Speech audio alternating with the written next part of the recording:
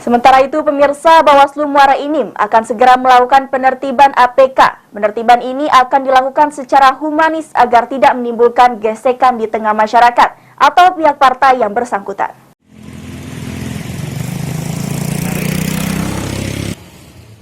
Mendekati masa kampanye pemilihan umum legislatif 2024, di banyak titik kota Muara Enim telah bertebaran spanduk atau alat peraga kampanye yang disebarkan oleh para bakal calon legislatif yang ada.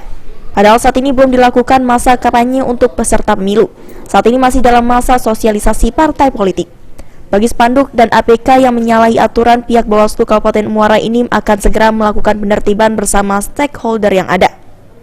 Ketua Bawaslu Muara Enim, Zainuddin, menyatakan kalau pihaknya telah melakukan rapat bersama untuk persiapan melakukan penertiban spanduk dan APK bacalek yang menyalahi aturan kampanye.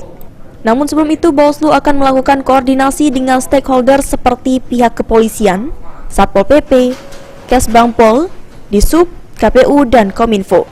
Kegiatan ini dilakukan secara humanis karena Bawaslu tahu membuat APK itu membutuhkan biaya, maka diimbau kepada bacalek untuk segera memerintahkan atribut kampanye mereka secara mandiri agar tidak menimbulkan gesekan di tengah masyarakat.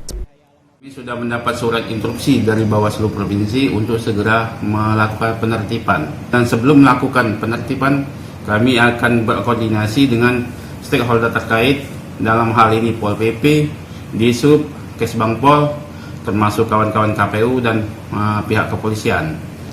Memperjelas kepada kawan-kawan partai politik untuk menurunkan secara mandiri bahwa APK yang ada, terutama yang melanggar aturan Perda. Spanduk atau APK yang segera ditertibkan yang sudah menyalahi aturan pemerintah daerah karena berada di tempat umum atau fasilitas umum seperti taman kota, pohon-pohon, kawasan perkantoran, lokasi sekolah, dan tempat ibadah. Bawaslu mengimbau kepada calon legislatif untuk tetap menahan diri karena saat ini belum masuk masa kampanye. Dengan menaati peraturan akan menambah suasana kondusif di wilayah Muara Enim. Mardiansyah, PAL TV.